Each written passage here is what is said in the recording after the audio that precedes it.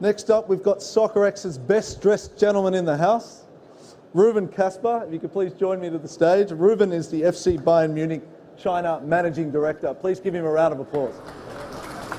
How you doing? You can, just sit here. There we go. Make it easier. Okay. So, Rouven, how's Andrew. the family? You're a young family now, living in China full time. How long have you been here? And have you fully acclimatized to? For almost 2 years now.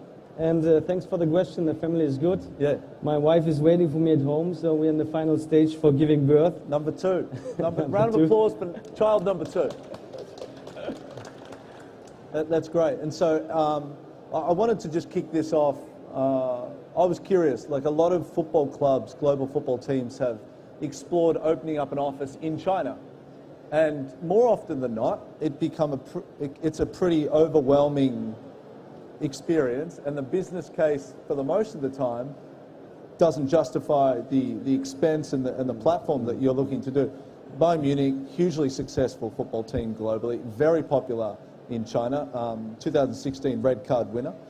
How did you justify the business case to set up such infrastructure with your own office in China, and how far are you looking forward to justify that? First of all, thanks for being here and getting the invitation for President Bayern Munich a little bit, and coming to your question. I think it's not relevant for every club having an office, an infrastructure in China.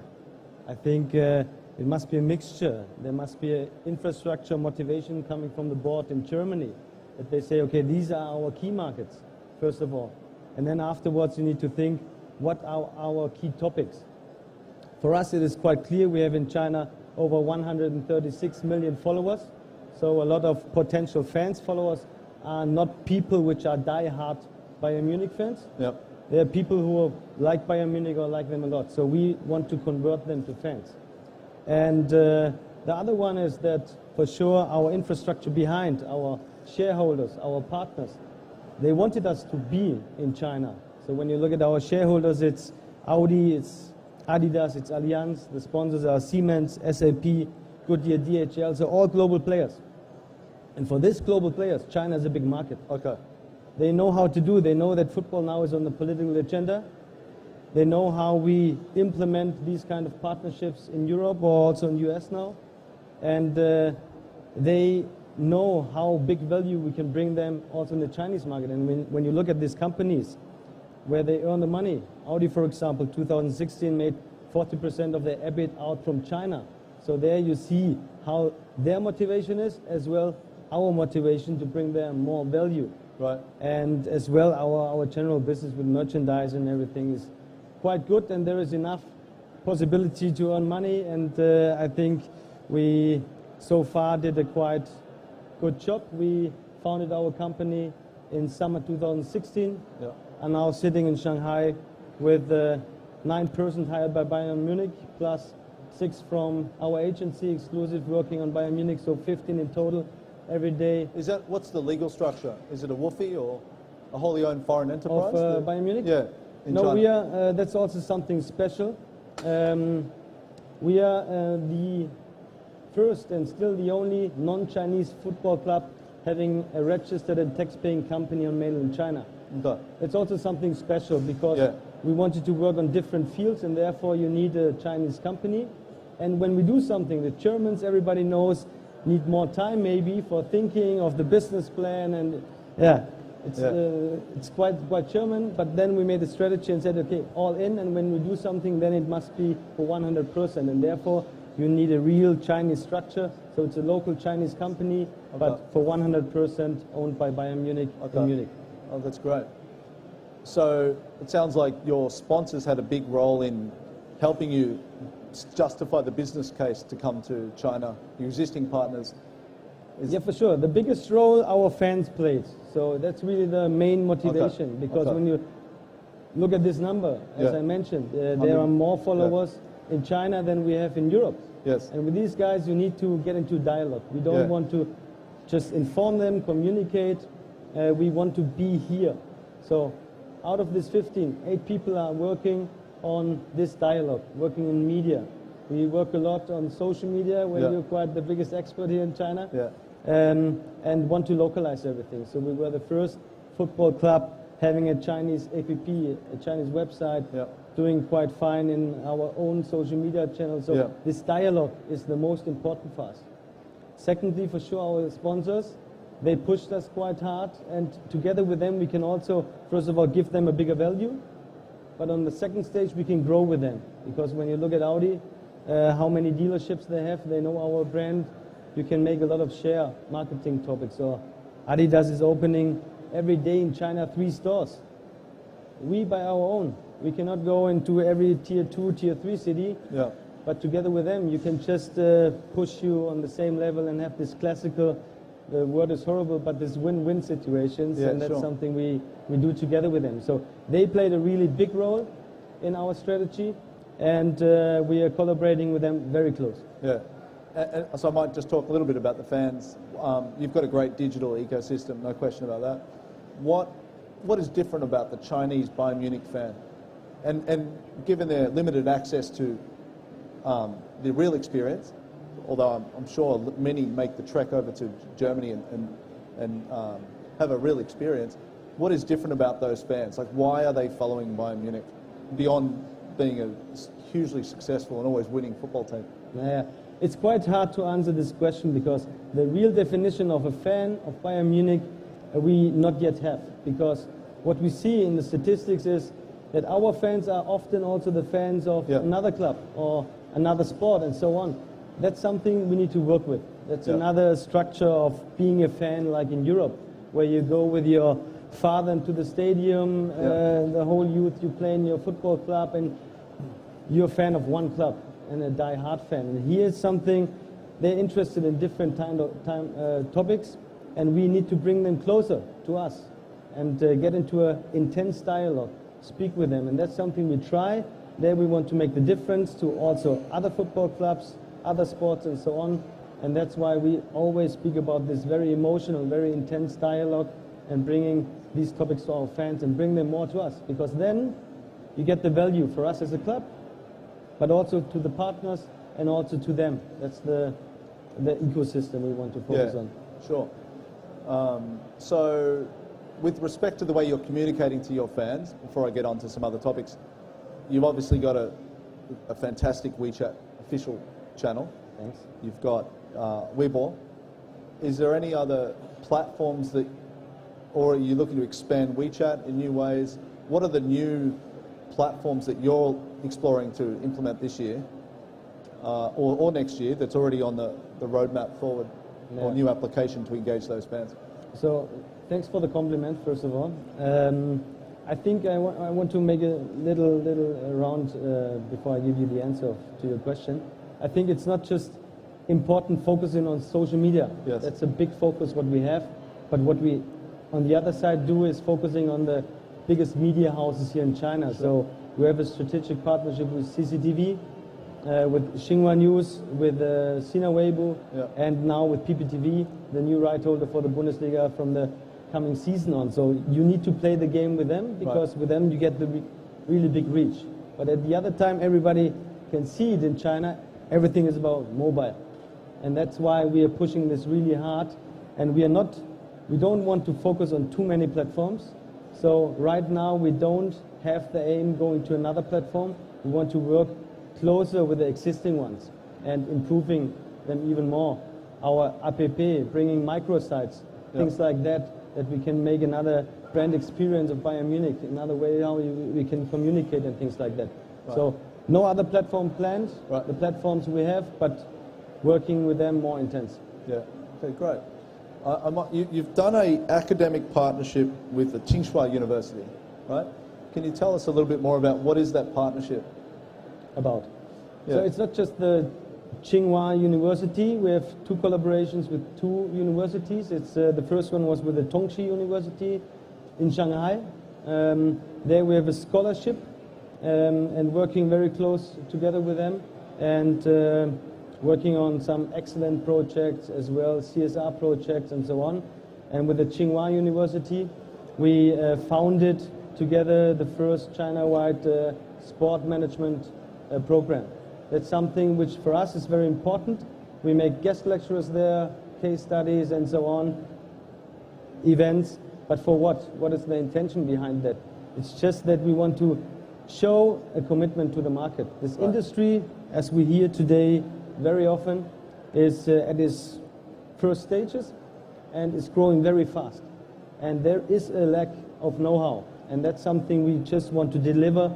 We want to share our know-how, what we have. We want to be a little piece of the whole puzzle and giving something back, so investing into the market. And that, at the end, when the whole market grows, as well our piece will grow. And that's a little bit the strategy where we also want to invest and commit into different topics. For sure, there you don't earn any money. That's an investment topic.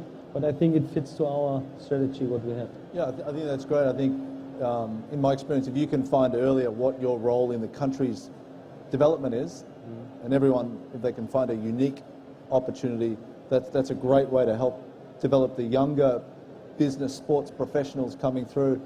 Are you looking to do more partnerships like that, or for recruitment or training?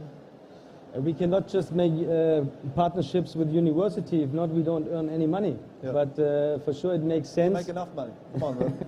For sure it makes sense to focus on the right players there, and maybe one or two can come, but then always with a different kind of a focus there. Okay. So moving into a commercial conversation, it's a very competitive landscape in China. All brands have multiple decks and opportunities to be sponsor a global football organisation, even Ajax. How do you position yourself differently from other clubs from a commercial perspective? What do you give them? What's your edge in China? Without giving away the secret sauce. Generally, you're totally right, and everybody knows it, and everybody can feel it today or during his stay in China. It's very competitive. So it's a fast-growing market, and there are many people, stakeholders, coming from all around the world, not just in football, also in other sports. When you look at winter sports, currently there is really a very fast race going on. And there you need to play a role, for sure. You need to find your space. We think that there is enough space for all the players. For sure, nobody will get the whole cake, but a piece of the cake. And what we want to deliver there is a real sustainable concept. We don't want to come, and you see this from our infrastructure of the company, that we have partnerships which have a long-term perspective. We want to come and build up reliable, sustainable partnerships. Not getting in, fishing out the money, as I always say, and after me, I don't know. That's not Bayern Munich, that's not a German approach, and that's nothing we want to focus. So, and this combined with generally the club, with its titles and its own management infrastructure, with a financial stability which no other football club has, and which is also very relevant for the Chinese market. Looking on this club infrastructure topics, I think we can find our space, and already maybe found our space in some topics, and there we're quite confident that it will go on like that. How big is your sales team today? Our sales team in China, 0 persons. 0. Anyone looking for a job? So how are you engaging domestic brands today? You're just waiting for them to call you? WeChat you? No. First of all, as I said, the focus is that we give a better value, a bigger value to our existing partners. For sure, you can go out and bring more and more partners to you, but for us, it's more important that the partners will stay. For example, what we heard before with RNF, before there was another club in this club, and hopefully, and I wish it to Ajax, that they make a better job, but it sounds like, because that's the right approach what these colleagues have. But we want to give the existing partners the bigger value. And for sure, when there are partners coming, fitting to Bayern Munich, have the same perspective, philosophy and so on, we would be stupid in not taking them. But that's nothing we want to do with a proactive sales approach, and so far it's not needed. And when we are on the table with the relevant brands, companies, stakeholders and so on, we want to deliver quality. So the persons in the team so far are all specialists in their kind of fields: media, merchandising, corporate partnership, youth academies and so on. And when you're on the table, you need to make the difference and not get for the last euro or RMB and make the deal bigger. No, it should last and bring the projects to the right step. Right. Yeah, I think it's a great model to, like, having that existing partnership ease the burden of selling actively in this market. It's also, to be very honest, it's a luxury. Yeah. Being in this situation, I worked before also for other football clubs, and it's almost not possible for many football clubs being in this situation and investing into this market and so on. And you need to run for many deals, but that's, for us, it's really some kind of a luxury. And this position, I think you need to play when you have the possibility. Yeah. What Bayern came out to this market less than 2 years ago, right, on tour. What impact does it have to the club or your audience or your sponsors post the tour? Like, what is the net benefit when a football club like yours comes out here for your business planning? The net benefit for sure is money. Yeah. It's a lot of media reach, and it's brand awareness. These are the main topics. But looking at these summer tours, we always have it in the summer times. It's a really big event now. So for sure, ICC we were with ICC last time here, in playing in Shanghai, Shenzhen, and Singapore. It's well organized, it's perfectly done, and they pay us money for sure. But the topics which are going around, the matches, that's where our music plays. That's what we need. And when you look at the last one, at the last tour, there were over 250 persons in our delegation coming from Germany. It doesn't matter if it's our media guys or our sponsors, our management, our team, and so on. It's quite a big commitment, and we make networking there. We make a lot of events. So we have every day, we had the guys 12 days here in Asia, and every day we had between 10 and 25 events going on. At the same time, that's a really big troubleshooter topic, but it brings a big effect from a media perspective, from a marketing perspective. We can build up platforms for our partners. We can create stories. We were in Shanghai, and the whole Oriental Pearl Tower was in our colors, Bayern Munich. Yeah. And our brand, our claim was going to the ball. That's amazing. Yeah. That's amazing. And down there, our players like Robert Lewandowski, Franck Ribéry, they danced with the Chinese fans, over 2,000 Chinese fans, the square dance. And we had a live broadcasting and everything. So you can produce a lot of things. You can have media awareness, you have fan engagement, you earn money. So I think this topic is getting bigger and bigger, and it's our highlight of the year. Yeah, okay, great. I might wrap it up there because you've been so generous with the information you've been sharing today. I want to thank you for joining, and good luck with your next child, and look forward to seeing you throughout the conference. Please give him a round of applause. Thanks, Rouven.